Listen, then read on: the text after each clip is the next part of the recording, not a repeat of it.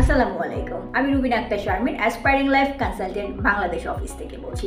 আজকে আপনাদের সাথে শেয়ার করব ইন্ডিয়ার ব্যাঙ্গালোরে অবস্থিত আরভি ইউনিভার্সিটি নিয়ে। আরভি ইউনিভার্সিটি প্রতিষ্ঠিত হয়েছিল 2021 সালে, কিন্তু এই ইউনিভার্সিটি যে ট্রাস্টের আওতাধীন রয়েছে সেই ট্রাস্ট অনেক অনেক অনেক পুরনো একটি ট্রাস্ট। এটি হচ্ছে রাষ্ট্রীয় শিক্ষা সমিতি ট্রাস্ট, যেটি প্রতিষ্ঠিত হয়েছিল 1940 সালে। এই ট্রাস্টটি টানা 80 বছরেরও বেশি সময় ধরে শিক্ষা ব্যবস্থার সাথে জড়িত রয়েছে। আরবি ইউনিভার্সিটি খুব অল্প সময়ে ন্যাক অ্যাক্রিডিটেশনে এ গ্রেড প্রাপ্ত।